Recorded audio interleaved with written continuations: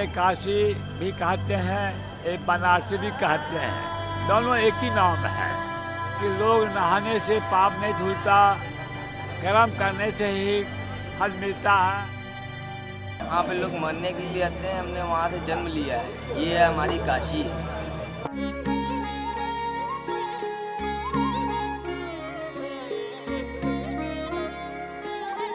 नमस्कार, मैं वैष्णवी राज और आज मैं आपके लिए संपूर्ण काशी की कहानी लेकर आई हूँ। तो चलिए लेके चलती हूँ आपको काशी की गलियों में। काशी जितना खूबसूरत कोई नहीं, काशी जितना पावन कोई नहीं, काशी के रग रग में बसे हैं शिव और मेरे शिव सा बैरागी कोई नहीं।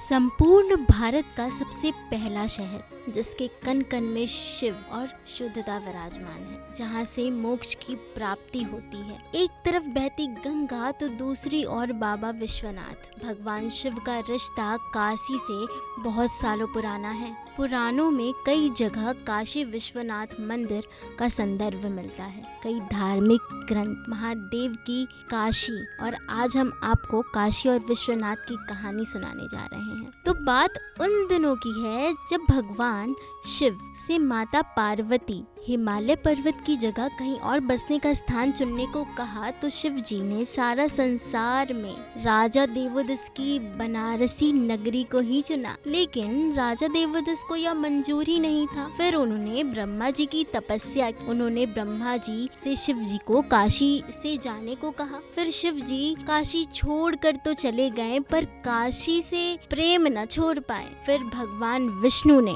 राजा देवोदस को काशी छोड़ तपोवन जाने का आदेश दिया और तब से काशी भगवान शिव और माता पार्वती का स्थायी निवास बन गया। इसीलिए अविमुक्तेश्वर के रूप में वहाँ विराजमान लिंग समस्त ज्योतिर्लिंगों में से सबसे पहला लिंग माना जाता है। मान्यता के अनुसार काशी भगवान शिव के त्रिशूल की नोक पर बसी है।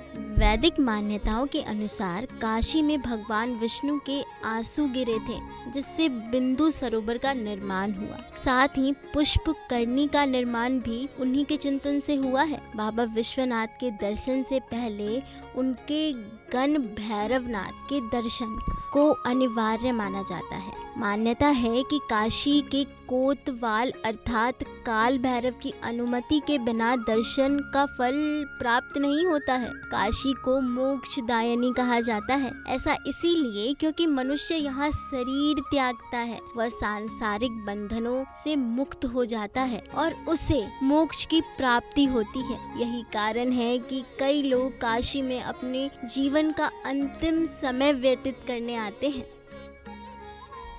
आज हम बात करेंगे मुगलों के वक्त कि किस प्रकार मुगलों ने विश्वनाथ मंदिर पर हमला किया। यह पूरी कहानी बताएंगे एन दर्शन के सीनियर जर्नलिस्ट विजय कुमार।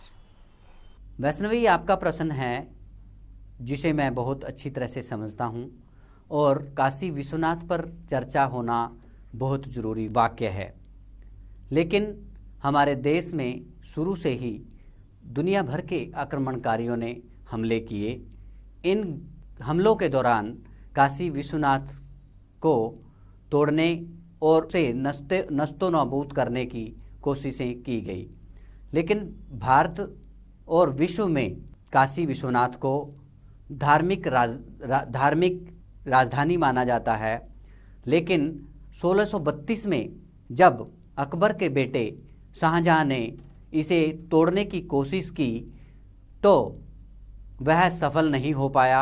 उसके बाद शाहजहां की मृत्यु हो गई और 1669 में औरंगजेब ने काशी विश्वनाथ को तोड़ने के आदेश अपनी सेनाओं को दे दिए।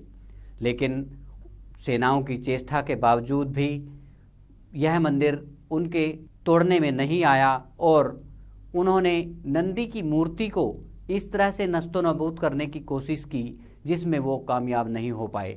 लेकिन वहाँ पर उनके इरादे से जो मस्जिद बननी थी उसका नाम अंजुमन इम्तियाज़ जामा मस्जिद के नाम से जाना जाता है और जिसे आगे आने वाले समय में ज्ञानवापी के नाम से जाना गया।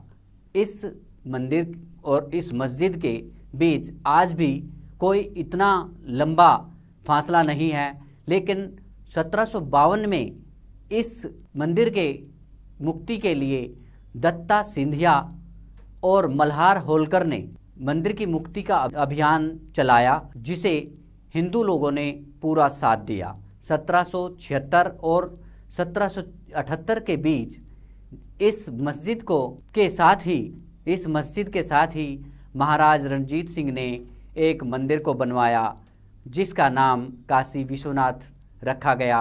इसे 1778 के बाद महाराज रणजीत सिंह ने इसके शिखर को सोने से भी मंडवाया, और जो कि धर्म कर्म को मानने वाले बहुत ही बड़े राजा थे।